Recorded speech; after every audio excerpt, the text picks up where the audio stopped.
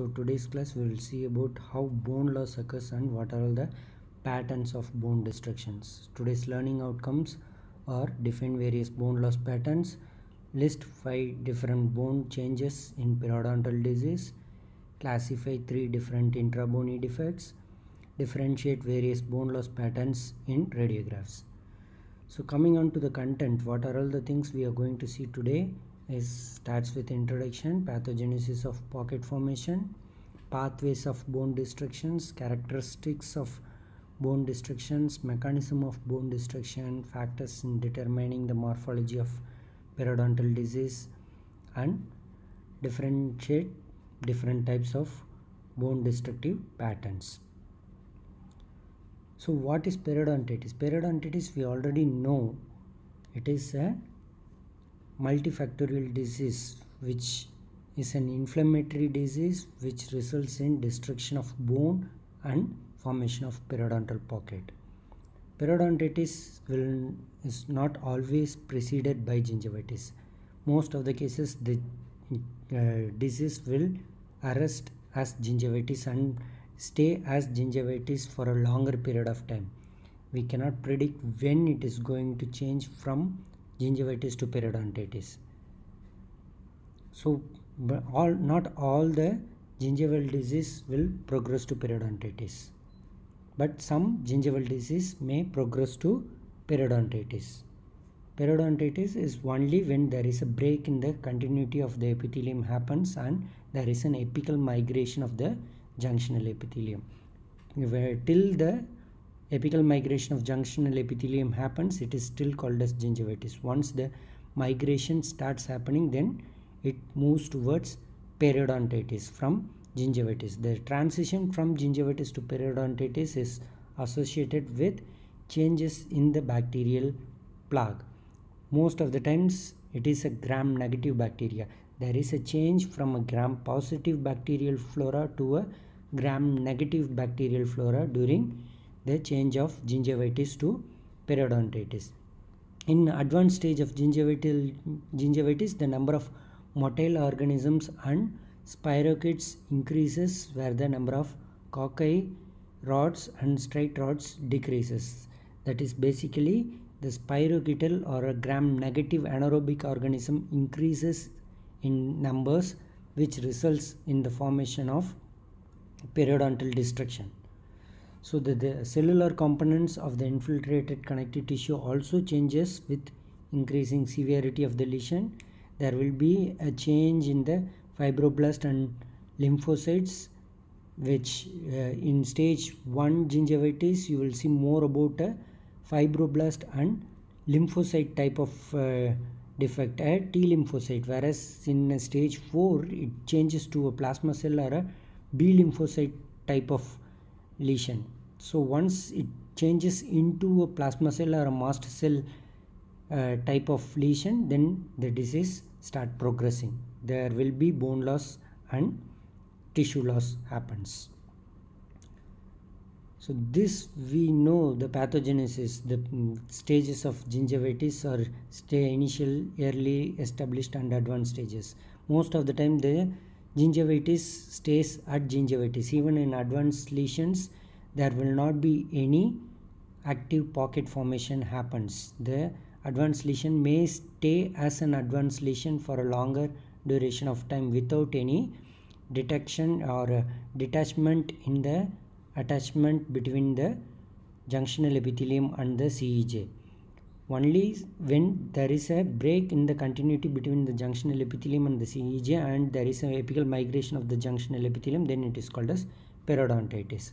Not all advanced cases of gingivitis progress to periodontitis. Some may progress to periodontitis. Right. So according to a study, it states that T lymphocytes cases will stay as gingivitis, but when the lesion become a B lymphocyte lesion, it may be more destructive and result in initiation of periodontitis. So in the last class we have seen what is pocket formation, how pocket formation occurs.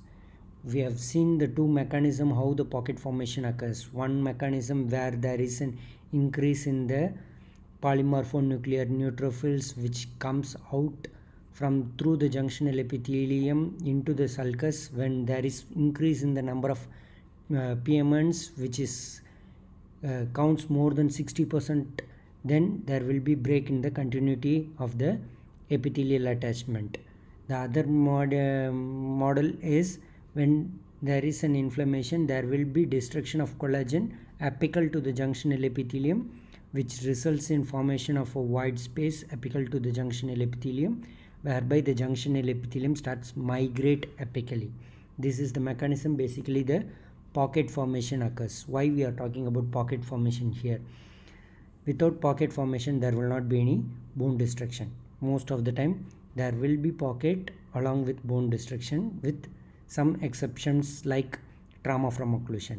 Trauma from occlusion is a case where the pocket formation can happen without a bone loss can happen without a pocket formation. Whereas most of the disease, there will be pocket formation concomitant with the bone loss. So we have to know the pocket, how pocket formation occurs. Basically the inflammation present in the sulcus, which goes into the pocket or in the sulcus, or through the blood vessels, it enters into the circulation and goes directly to the bone and result in bone destruction. So that is the basic idea of how bone destruction happens. So what is the radius of bone destruction? How much the bone destruction can happen? For a bone destruction to happen, there should be the initiating factors. The initiating factors, either the bacteria or its endotoxin, should be present at a specific space to induce bone formation, bone resorption. Basically with a study they have seen that there should be a initiating factor or a bacterial plaque should be present within 1.5 to 2.5 millimeters from the bone to induce bone destruction. If the bacteria is present away or more than 2.5 millimeter distance from the bone, then bone destruction will not happen. Basically, for a bone to destruct, the endotoxin should present in a nearby place. That is the basic idea of how bone destruction happens. Without an initiating factor, bone destruction will not happen. That is what the radius of action. So each and every bacteria have its own radius. So the bacteria, the periodontal pathogens, have an effect only within 2.5 millimeters of its circumference. More than that, it will not have any effect. So the bacteria or its endotoxin should present within that 2.5 mm radius of bone to induce bone destruction. Right. So the locally produced resorption factors may need to be present in the proximity of the bone surface to extend their actions. So a study by Page and Schroeder postulated that there should be at least 1.5 to 2.5 millimeter distance for the bacterial plaque to be present to induce bone destruction. Most of the times, if the interproximal bone is less than 2.5 millimeter in width, there will be entire bone will be lost. So there will not be any angular bone defect. It will be an horizontal bone defect if the interdental bone, the interdental septal bone, is less than 2.5 millimeter in width. If the interdental bone width is more than 2.5 millimeter, then the bone loss will be more towards an angular bone loss rather than an horizontal bone loss. Right? So what is the rate of bone loss? How much is the bone loss going to happen? If a bacteria is present, what is the rate? What is the progression of bone loss? According to a study, it stated that in an annual basis, normal bone loss happening is about 0.1 to 0.3 millimeters, not more than that. About 0.2 millimeter an year on the facial surface and about 0.3 millimeters in the proximal surface. This is the normal bone loss. There will be bone loss even in normal circumstances, which is opposed by bone deposition, the bone loss and bone deposition will be equally compromised in healthy individuals. The amount of bone lost will be opposed by new bone formation. So we will not be able to see any defect or bone loss in a normal population. Whereas in disease case, what happens is the bone loss exceeds the bone opposition, or there is no bone opposition happens, only the loss of bone happens because of the inflammation. That is why there is a bone loss in disease case. So on a study based on Lowe et al., they have found out that approximately 8% of the patients have a rapid bone loss, an aggressive type of bone loss, which accounts up to 0.1 to 1 millimeter per year. The bone loss can happen even 1 millimeter per year. That is a case of aggressive periodontitis, where it most frequently happens in 8% of the population, whereas in 81% of the population the bone loss is moderate, which happens from 0.05 millimeter to 0.5 millimeter per year. Whereas the remaining 11% of the person's population will have very minimal bone loss, which is 0.05 to 0.09 millimeter per year, which is really very less. So we are worried about this 81% of individuals who is going to have 0.5 millimeter of bone loss per year if it is untreated, the periodontitis is untreated, and we are more worried about the aggressive periodontitis case or rapidly progressing periodontitis case, where there will be 1 millimeter of bone loss, 1 to 2 millimeter of bone loss per year happens. That is the rate of bone loss depends on the type of periodontal disease. So the period of destruction, what is the period of destruction? Whether it is going to happen continuously? No, the periodontal disease is not a continuous process. It is an episodic process. There will be an active phase where there is active bone loss happens, and suddenly it goes to an inactive phase or a quiescence, where it will be in an inactive state for a longer period of time. It may be 3 months, it may be 6 months, it may be 1 year. Again it can come back to an active phase, or it may not come back to an active phase. Again, the problem with periodontal disease is we don't know when it will be in inactive phase, when it will be in active phase. We couldn't able to predict when the patient will go into an active phase from an inactive phase, or whether the patient is from an active phase, whether it will go for an inactive phase or not. Because the active phase, the extent of activity and extent of inactivity cannot be determined, because we don't know how the individual, each and every individual reacts to a specific pathogen in a different manner. So it is very difficult for the periodontist to identify whether this patient is going to have an active burst of disease or not. So the disease can be inactive for a longer time. If it is treated, it can be even maintained at an inactive period over the period of the entire life also. So basically there are 4 theories on the onset and destruction of periodontal disease.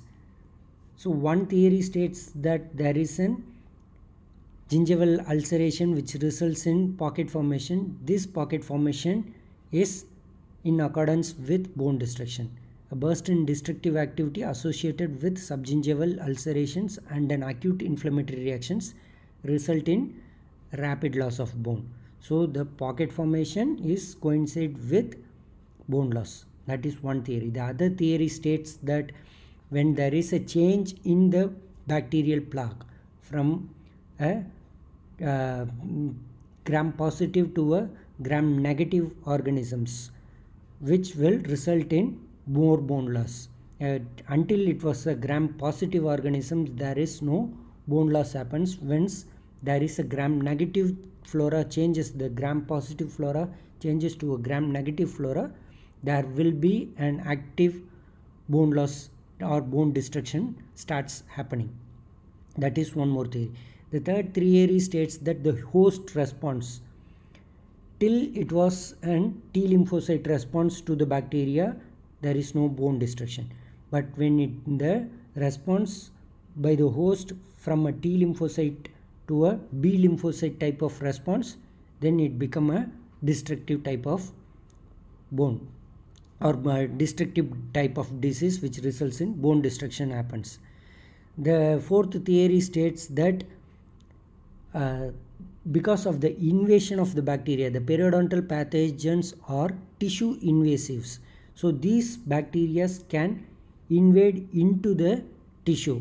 Once it invades or go into the tissue, these bacteria can able to produce endotoxins and release endotoxins. So once this tissue invasive bacterial species are identified, there is bone loss happens. So this theory states that whenever there is a tissue invasive bacteria is present, the bacteria can able to destroy the bone. These are all the four different theories of onset of destructive periods in periodontal bone destruction. So we don't know exactly when all this going to happen, whether any one of these is going to be responsible or all factors is going to be responsible for the bone loss. Right? Coming on to the factor determining the bone morphology, the pattern of bone morphology or bone is determined by various factors. For example, and some normal variants can also have a change in the bone morphology. For example, the thickness of the bone, the width of the interdental bone, the crustal angular bone or angulation of the interdental bone, the thickness of the facial and lingual alveolar bone, the presence of whether any fenestration or dehiscence, the thinness of the bone or alignment of the teeth, root and root trunk anomalies, all this can have a role in determining the morphology of the bone. Other than this, even an exostosis can change the morphology of the bone. A trauma from occlusion can change the morphology of the bone. Buttressing bone formation can change the morphology of the bone. A food impaction can alter the morphology. An aggressive periodontitis can alter the morphology of the bone. We will see one by one how it is going to modify the or determine the morphology of the bone. In normal variants, what are all the considerable normal variants which exist in changing the morphology of the bone pattern is the thickness, width and crustal angulation of the interdental bone, the thickness of the facial and lingual alveolar plates, the presence of fenestration and dehiscence, the alignment of the teeth, root and root trunk anatomy, root position within the alveolar process, proximity of the another tooth surface.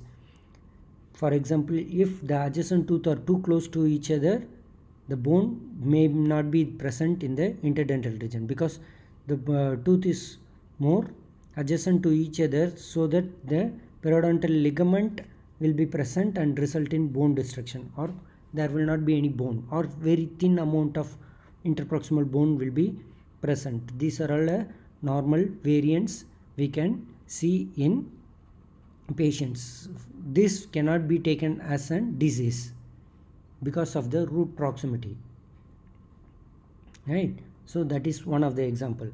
The other possible ways which is going to determine the morphology of the bone are exostosis. We know, we have seen exostosis like palatal torrei or maxillary torrei or a mandibular torrei. You can see a bulbous bone formation which rounded the supporting alveolar bone. You will see more exostosis seen in the alveolar bone. So that is one type of change in the morphology of the bone that cannot be taken as an pathogenesis or a pathology of a bone pattern. Other forms are buttressing bone formation. Buttressing bone formation sometimes occurs to an attempt for bony trabecular in a weakened resorption regions. During a bone resorption, there will be bone opposition should happen. Whenever there is a bone resorption, the bone will be replaced by a new bone. The old bone will be removed and new bone will be replaced. In some cases, The new bone cannot be replaced in the same place where the bone was lost. Instead of that, the bone will be replaced in a peripheral region, which results in a peripheral buttressing bone formation, or it can be replaced in the center of the bone trabecle, which is a central buttressing bone formation, instead of the position where the bone loss happens. That is one form of morphological change. The other form is trauma from occlusion. A trauma from occlusion can change the bone morphology. It most of the time it increase the thickness of the alveolar plate and rounden the alveolar plate, which results in more food accumulation. That is the problem with trauma from occlusion. Food impaction is one of the ways which can able to change the morphology of the bone. The interdental bone defects often occurs when proximal contact is abnormal or absent. The pressure and the irritation because of the food impaction will result in the bone loss, which results in an inverted architecture or a crater formation in the interdental regions can happen. Between the facial and lingual plate, the interdental bone will be lost to result in a crater formation. That is possible in food impaction. Again, aggressive periodontitis, the pattern of bone is completely different from all the other patterns, where only molar and incisors will be involved, and there will be more aggressive type of bone loss, which results in an arc-shaped bone loss and a bilateral mirror-like pattern. So one side molar is affected, the opposite side molar also affected in the same way with an arc-shaped defect. That is the morphological changes in aggressive periodontitis. Coming on to the patterns of bone destructions, we have seen the with the different morphological changes how different things can affect the morphology of the bone. Now we will see the different patterns of bone destruction. What are all the different patterns of bone destruction? It starts with architectural changes. Usually the interdental bone is coronal to the facial and lingual cortical bone. The interdental crestal bone is coronal to the facial and lingual crestal cortical bone. That is positive architecture. This architecture change during disease, what happens is either the interdental bone comes up to the level of the facial and lingual bone, or it can go below the or apical to the facial and lingual bone. The interdental bone can go apical to the facial and lingual bone, resulting in flat architecture or a negative architecture. That is the change in the architecture of the bone. Next is an horizontal bone loss. Horizontal bone loss, we know there is reduction in the height of the bone from the CJ. Usually in a normal person, the crest of alveolar bone should be present 1 to 2 millimeter from the cemento-enamel junction. If it is going apical to that region, then it is an horizontal bone loss. Whereas angular bone loss or a vertical bone loss occurs in an oblique directions, leaving a hollow out on the other side of the bone. So again, the vertical bone loss can be subdivided into osseous defects. The osseous defects can be suprabony defects or intrabony defects or interradicular defects. The suprabony defects going to be an horizontal type of defects, whereas intrabony defects or angular defects is further subdivided into one wall defect, two wall defect and three wall defect, or combination of these three. One wall defect is when there is only one wall is intact and other three walls are lost. That is one wall defect. One wall is intact and other three walls are lost. So only one wall is present.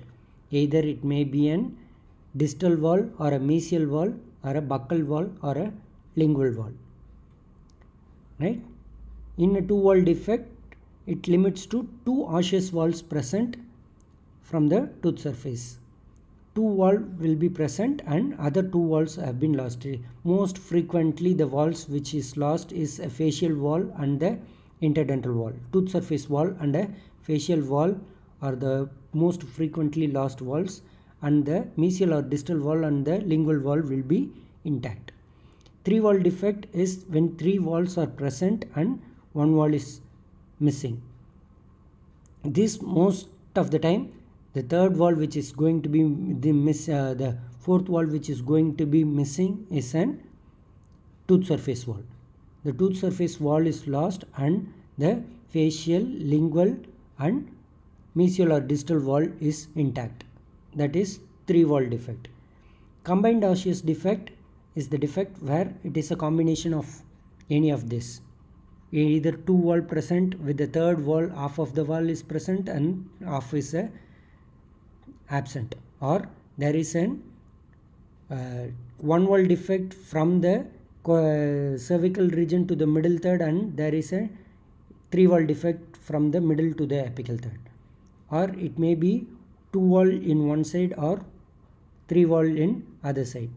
This can happen. That is the combined osseous defects.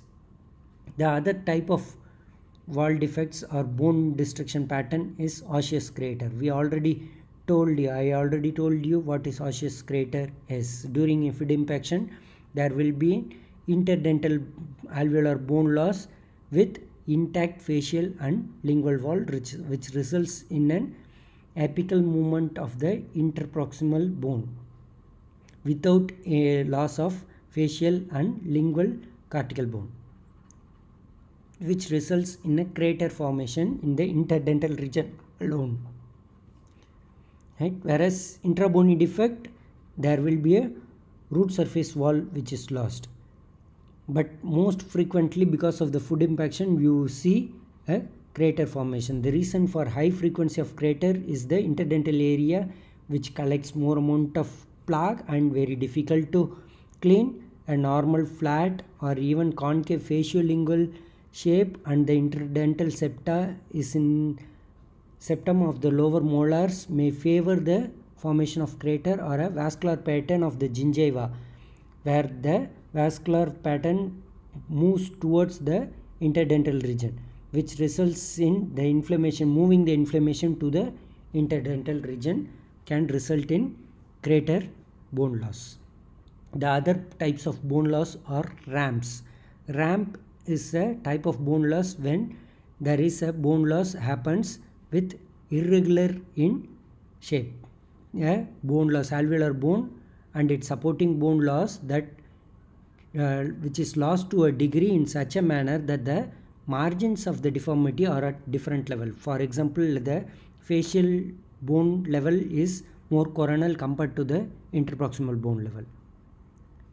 That is ramps. Whereas planes are more towards an horizontal type of bone loss, where the bone loss happens, both the supporting bone as well as the alveolar bone loss happens at the same degree, where the deformity happens at the same level. That is planes. Whereas reverse architecture, we already told you what is reverse architecture. The interproximal bone or interdental crestal alveolar bone goes apical to the facial and lingual cortical bone.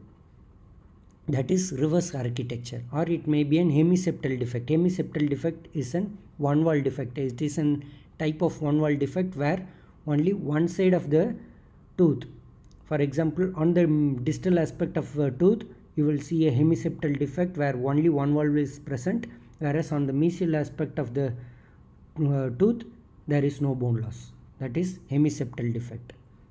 Bulbous bony contours, the defects like exostosis and buttressing bone formation result in bulbous bony contour, more commonly seen in maxilla than in mandible. Ledges, it's a type of intrabony defect, whereas one wall, two wall, three wall defects, we have talked about the intrabony defect on the interproximal region. Ledges is a type of a three wall defect on a facial or a lingual bone. For example, if outer cortical plate of the facial bone is intact, whereas the tooth surface cortical plate is lost. which results in a thin line of bone on the buccal or on the lingual side, with there is a bone loss in the between the tooth and the facial bone. That is what called as ledges. And the final part of the class is furcation involvement. Furcation involvement, again, it can be a bone loss which is either an horizontal type or a vertical type of bone loss. So Glickman classified the horizontal type of bone loss into 4 grades: grade 1, grade 2, grade 3, grade 4. Grade 1 is an incipient or a early stage of lesion where the furcation is not involved, but the bone loss extends up to the furcation but not involving the furcation. It is grade 1. Whereas grade 2, it affects one or more furcation, but it is not through and through. There is no communication between the furcation on the other side. The bone loss happens in the furcation region, either in the trifurcation or bifurcation region, but there is no communication between one furcation to the other furcation in the bifurcation defect or a trifurcation defect. That is grade 2, otherwise called as cul-de-sac. Grade 3 is a through and through defect. You insert a probe on one side of the furcation, the probe can come out of the other side of the furcation. That is grade 3. But the difference between grade 3 and grade 4 is, in grade 3 furcation involvement, there will be soft tissue covering the furcation region. Whereas in grade 4, the furcation is clinically exposed. You can able to clinically visualize the furcation. The gingival tissue loss also happens. There is no gingiva going to cover the furcation. So the furcation is clinically visible, is called as grade 4. Both are through and through defects. This is classified by Glickman. The other type of classification is given by Hamp. He classified based on the depth of furcation, the amount of penetration of the probe. He classified into class 1, class 2, class 3. Again, it is an horizontal classification.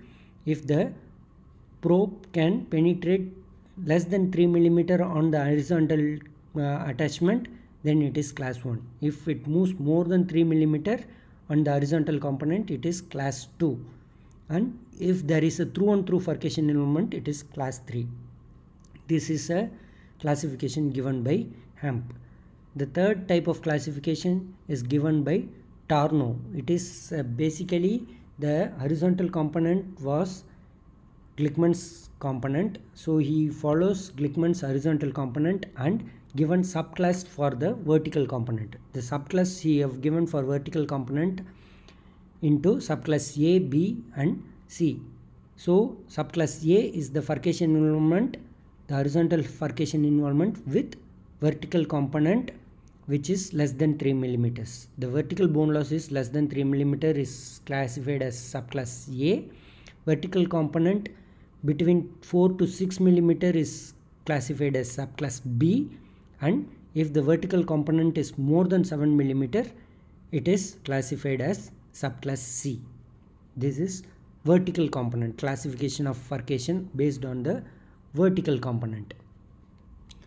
So we have seen today the different how bone loss happens, what is the different patterns of bone loss and what is the different modes or factors which is going to influence on the bone loss. To conclude, the amplification and propagation of the inflammatory response through the gingival tissue is critical to the pathogenesis of periodontitis. However, it is the spread of the response to area adjacent to the alveolar bone that derives the cellular machinery involving the bone loss. Deciding on the diagnosis has several practical purposes. It sets as a stage or context for treatment planning. It helps in establishing an outcome and it facilitates communication with colleague and patients. That is the main role of identifying the pattern of bone destruction. So how we are going to identify the bone loss? Most frequently by radiographs. We have to take a radiograph to identify, or we have to do a careful probing The best method of identifying the type of bone loss is surgical exposure. You can able to clearly visualize the type of bone loss only in surgical exposure or a 3D scan rather than taking a radiograph. Radiograph is a two-dimensional picture which will not show you what type of bone loss happens inside, what pattern of bone loss is happened, unless until you open up surgically to visualize the bone. So today's class we have seen the various patterns of bone destruction starts from architectural changes, horizontal bone loss, vertical or angular bone losses, bulbous bony contour, ledges and furcation involvement. Thank you.